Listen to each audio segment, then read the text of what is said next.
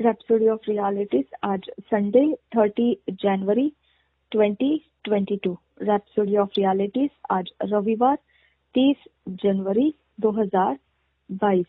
Rhapsody of realities में आज pastor Chris ओयाखिलोम द्वारा जो वचन हमको सीखने के लिए मिला है, Luke 19 chapter 13 verse. Luke 19 chapter 13 verse. लूका रचित सुसमाचार 19 अध्याय 13 वचन। लूका रचित सुसमाचार 19 अध्याय 13 वचन। इस वचन के आधार से आज जो विषय है, keep up the activities of righteousness. धार्मिकता के कामों को चलाते रहिए। Keep up the activities of righteousness. धार्मिकता के कामों को चलाते रहिए। આજે 30 જાન્યુઆરી 2020 રવિવાર। આજે 30 જાન્યુઆરી રવિવાર 2020 રેપ્સોડી ઓફ રિયાલિટીઝ માં પાસ્ટર ક્રિસ ઓયાકિલો દ્વારા આજે જે વચન દ્વારા આપણને જે શીખવવામાં આવે છે, એ વચન દ્વારા જે આજનો ટોપિક છે તે છે धार्मिकता के कामों को चलाते रहिए। ન્યાયપણાના કાર્યોને ચલાવતા રહો। धार्मिकता के कामों को चलाते रहिए। ન્યાયપણાના કાર્યોને ચલાવતા રહો। हम सीखेंगे पास्टर क्रिस ओयाखिलोम वचन के आधार से हमें सिखाते हैं। આપણે શીખીશું પાસ્ટર ક્રિસ ઓયાકિલો આપણને વચન દ્વારા શીખવે છે। Luke 19 chapter 13 verse. Occupy till I come. और एक बार पढ़ेंगे Luke 19 chapter 13 verse. Occupy till I come. हम हिंदी में इसी वचन को पढ़ेंगे। लूका रचित सुसमाचार 19 अध्याय का 13 वचन, केवल इतना ही एक भाग वहां से लिया है। मेरे लौट आने तक लेन देन करना। यहाँ पर ऐसा लिखा है, लूका रचित सुसमाचार 19 अध्याय 13 वचन, मेरे लौट आने तक लेन देन करना। લૂકની લખેલી સુવાર્તા 19મો અધ્યાય અને 13મી કલમનો આ જ એક ભાગ લેવામાં આવ્યો છે। હું આવું ત્યાં લગી તેનો વહીવટ કરો। લૂકની લખેલી સુવાર્તા 19મો અધ્યાય અને 13મી કલમ। હું આવું ત્યાં લગી તેનો વહીવટ કરો। पास्टर क्रिस ओयाखिलो हमको सिखाते हैं ये वचन के आधार से आज का विषय। પાસ્ટર ક્રિસ ઓયાકિલો આપણને આ વચન દ્વારા શીખવે છે। आज का विषय, આજનો વિષય, as Christians we have been given authority over demons of darkness to cast them out of people, cities, towns, villages and nations। एक मसीह होने के नाते પ્રભુ ઈસુની અંદર રહેતા આપણે हमको अधिकार दिया गया है આપણને અધિકાર આપવામાં આવ્યો છે अंधकार के शक्तियों को निकाल देने का सारे लोगों के अंदर से। અંધકારની શક્તિઓને બહાર કાઢી નાખવું હરેક લોકોની અંદરથી। लोगों के अंदर से, शहरों में से, नगरों में से, गांवों में से और राष्ट्रों में से। લોકોમાંથી, ગામોની અંદરથી, શહેરોની અંદરથી, राष्ट्रों के अंदर से, રાષ્ટ્રોની नगर અંદર, के अंदर से। નગરમાંથી। But casting them out alone sometimes does not really stop the trouble. You have to ramp up the activities of righteousness in and around such places. परंतु केवल दुष्ट आत्मा निकाल के काम पूरा नहीं होता है। પરંતુ ખાલી દુષ્ટાત્માઓને જ બહાર કાઢીને કામ થઈ જતું નથી। कभी कभी फिर भी ક્યારેક परेशानियां रुकती नहीं है। ક્યારેક તો છતાં પણ મુશ્કેલીઓ रुकती नहीं है। સ્ટોપ થતી નથી, रुकती नहीं है। થોપતી નથી। हाँ, इसके लिए हमको धर्म के कामों को, धार्मिकता के कामों को दौड़ाना पड़ता है, हर एक जगह के अंदर बाहर सभी जगहों में। એટલા માટે આપણે ન્યાયીપણાના કાર્યોને દોડાવવા પડે છે, હરેક જગ્યાએ, અંદર ને બહાર, હરેક જગ્યાએ। Remember what Jesus said in Matthew 12 chapter 43 45 verse 43 to 45 verse। यहाँ पर ऐसा लिखा है, you have to ramp up the activities of righteousness in and around such places. Remember what Jesus says in Matthew 12 chapter 43 verse to 45 verse. स्मरण कीजिए कि यीशु मसीह ने क्या कहा मत्ती रचित 12 अध्याय के 43 से 45 वचन में. યાદ કરો કે પ્રભુ ઈસુએ માથેની લખેલી સુવાર્તા 12મો અધ્યાય 43 થી લઈને 45મી કલમની અંદર શું કહ્યું છે?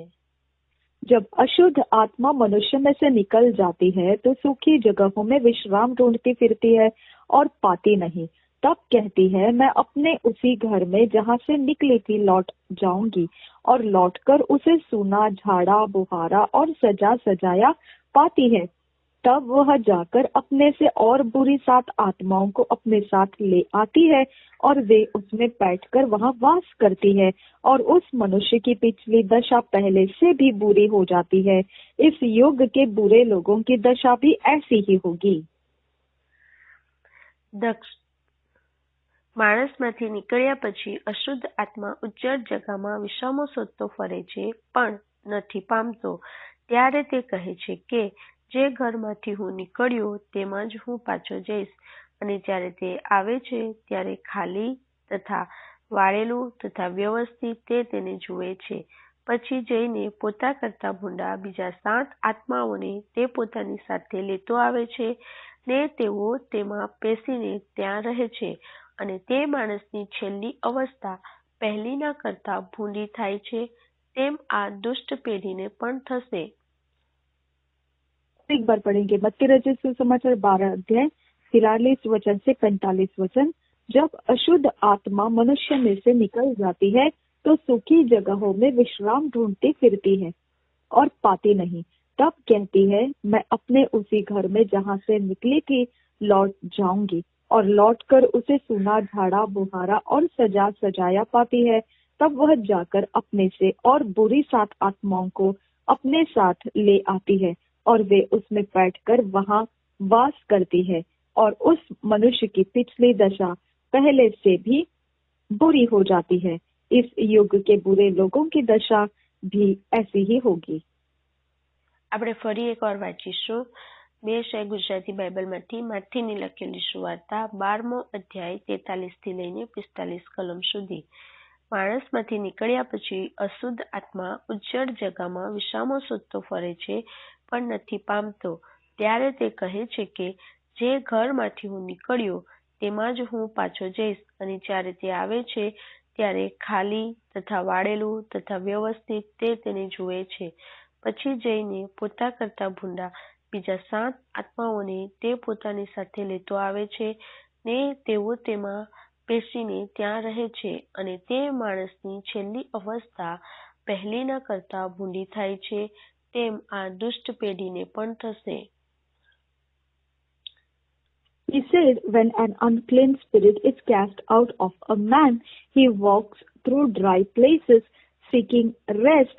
Finding none, he returns to the place where he was cast out. And if he finds it empty, swept and garnished, he goes and takes 7 other spirits who are more wicked than himself, and all 8 of them enter the man. He becomes worse than he was before. अब यहाँ पर प्रभु यीशु मसीह वचन के अंदर क्या कह रहा है, स्मरण कीजिए इस बात को. હવે તમે આ વચનની અંદર પ્રભુ ઈસુ તમને શું કહે છે તે યાદ કરો. मत्ती रचित सुसमाचार के 12 अध्याय के 43 से 45 वचन में हमने पढ़ा. માથીની લખેલી સુવાર્તા 12મો અધ્યાય 43 થી લઈને 45મી કલમની અંદર આપણે વાંચ્યું. वह कहता है, दुष्ट आत्मा, તેઓ કહે છે દુષ્ટ આત્મા, अशुद्ध आत्मा, અશુદ્ધ આત્મા जब एक मनुष्य के अंदर से निकल जाती है, જ્યારે એક માણસમાંથી નીકળી જાય છે तो वह सूखी जगहों में विश्राम ढूंढती फिरती है और पाती नहीं. ત્યારે તે ઉજ્જડ જગામાં વિશ્રામો શોધતી ફરે છે, પણ તે નથી પામતી.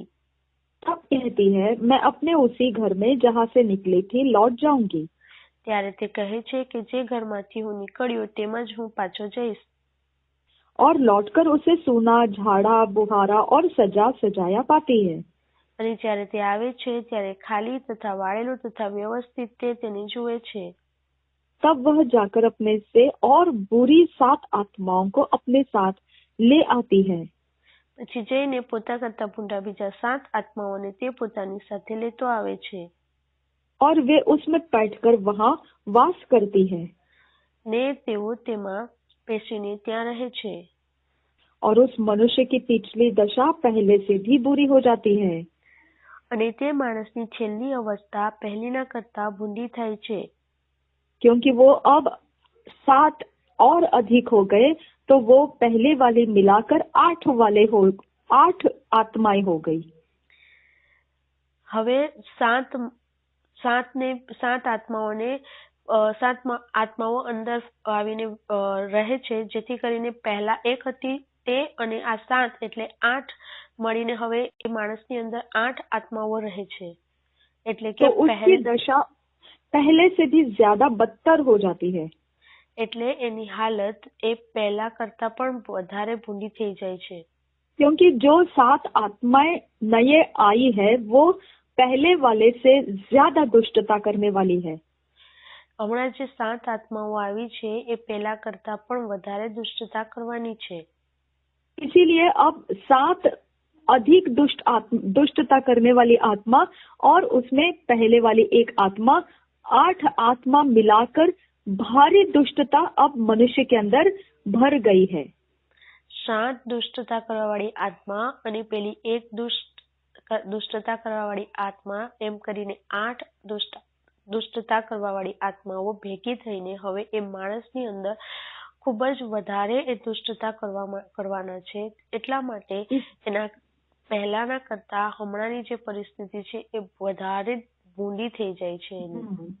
और वे उसमें बैठकर वहाँ वास करती है और उस मनुष्य की पिछली दशा पहले से भी बुरी हो जाती है. અને તે તેની અંદર વાસ કરે છે એટલા માટે એની હાલત પહેલા કરતા પણ વધારે ભૂંડી થઈ જાય છે. That man should not have been empty. अब ऐसा होना चाहिए था कि वह मनुष्य जो है वो जब अपने घर को झाड़ा बुहारा और सजाया उसके बाद वो खाली घर बना नहीं रहना चाहिए था. જ્યારે તેણે તેનું ઘર ખાલી કર્યું ત્યારે તેનું જે ઘર છે તે ખાલી નહીં રહેવું જોઈતું હતું.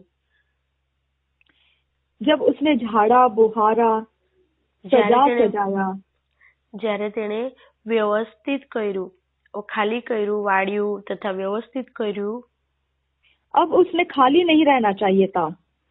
તો હવે તે પછી હવે ખાલી નહીં રહેવું જોઈતું હતું. He should have immediately began feeding on God's word in study and meditation. उसने तुरंत शुरुआत कर लेना चाहिए था. એણે તરત શરૂઆત કરી લેવાની જરૂર હતી. परमेश्वर के वचन का अभ्यास करने में, अपने आप को भरने में और मनन करने में.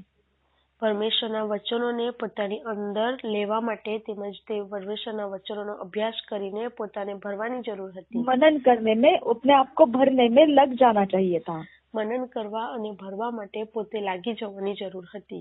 Likewise, when we cast devils out of a city, nation or town, we must move in with evangelism and fill the land with the word of God. तो उसी तरह से फिर हम भी અને એ જ પ્રમાણે આપણે પણ जब दुष्ट आत्मा को शहर के बाहर निकाल देते हैं, राष्ट्र के या नगर के बाहर निकाल देते हैं, જ્યારે આપણે દુષ્ટ આત્માને રાષ્ટ્રની બહાર કાઢી નાખીએ છીએ, નગરની કે પછી ગામની બહાર કાઢી નાખીએ છીએ, तब हमने भी उस समय वहाँ पर सुसमाचार के साथ चलना शुरू कर देना चाहिए. ત્યારે આપણે પણ ત્યાં સુસમાચાર એટલે સુવાર્તાની સાથે ચાલવાનું શરૂઆત કરી દેવાની જરૂર છે. We must move in with evangelism and fill the land with the word of God. हमने वहाँ पर सुसमाचार फैलाते हुए चलते जाना है और उस जगह को परमेश्वर के वचन से भर देना है. આપણે ત્યાં સુવાર્તા ફેલાવતા જવાનું છે અને તે જગ્યાને આપણે પ્રભુને વચનો દ્વારા સુવાર્તા દ્વારા તે જગ્યાને ભરી દેવાની છે. If we don't preach and increase the activities of righteousness in such places, we are leaving it open to another visitation of devils.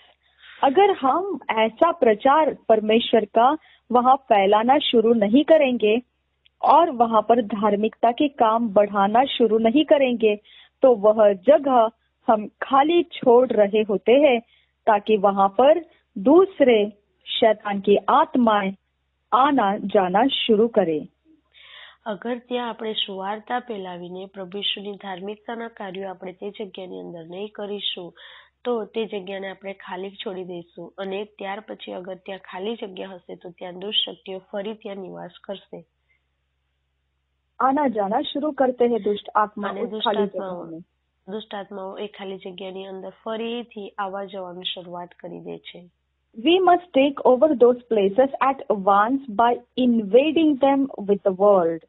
हमने तुरंत उन जगहों को कब्जे में लेना है कि उनके अंदर परमेश्वर के वचन के साथ सब कुछ भर देना है. આપણે તરત તે જગ્યાનો કબજો લેવાની જરૂર છે અને તે જગ્યાને પરમેશ્વરના વચનો દ્વારા ભરી દેવાની છે. Furthermore, continue in prayer and intercession for those regions to make them uncomfortable for devils to settle back in.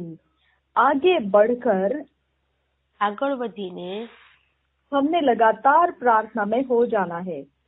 આગળ આપણે પ્રાર્થનામાં થઈ જવાનું છે लगातार. और मध्यस्थी करते हुए उन राज्यों के भागों को અને મધ્યસ્થી કરીને એ રાજ્યના ભાગોને ऐसा असुविधाजनक बना देना है અને એટલી અસુવિધાજનક બનાવી દેવાની છે कि कोई शैतान वहां रुकने नहीं पाएगा.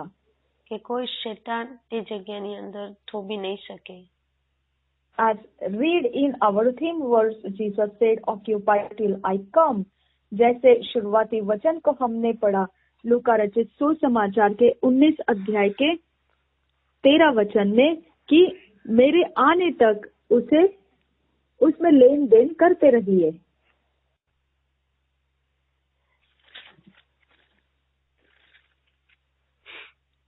लूका रचित समाचार 19 अध्याय का 13 वचन में जैसा शुरुआती वचन में हमने पढ़ा वहाँ पर क्या लिखा है, यीशु मसीह ने क्या कहा कि ऐसा उसने कहा है कि मेरे आने तक, 13 वचन में लिखा है ऐसा, से लौट आने तक लेन देन करना.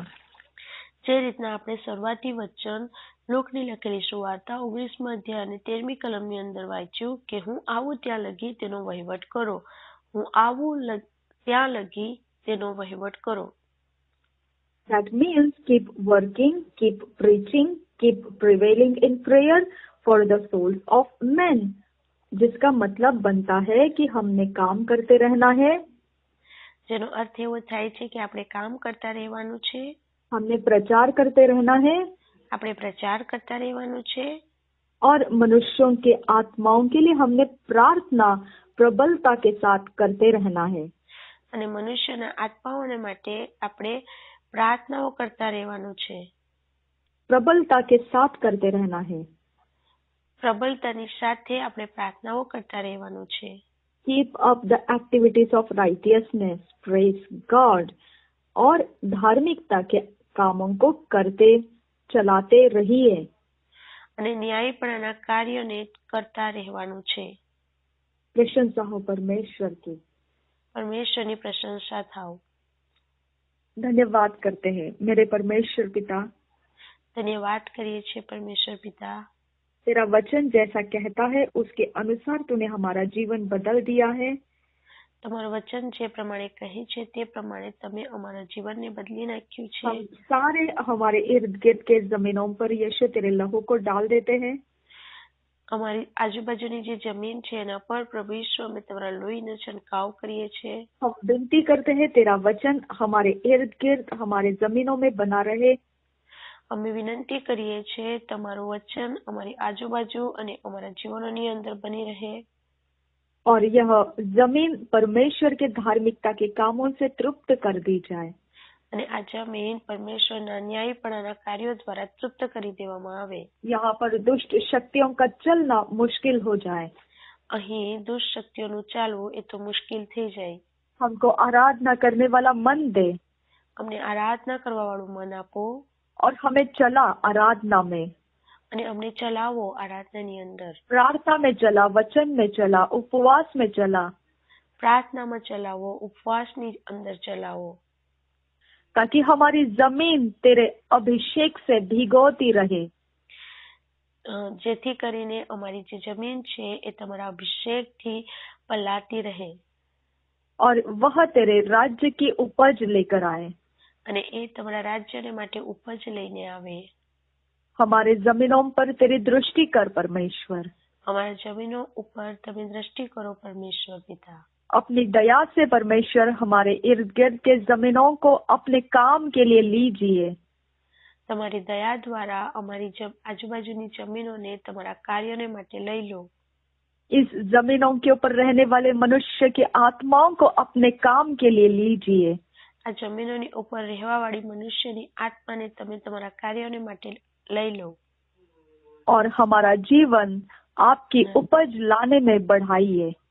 અને અમારા જીવનને તમારી ઉપજ લાવવા માટે વધારો. नासरी यीशु के नाम में मांगते हैं पिता, सुन और कबूल कर. યીશુ નાસરીના નામથી માંગીએ છીએ, સાંભળો અને કબૂલ કરો પિતા. आमीन, आमीन, आमीन. Amen, amen, amen.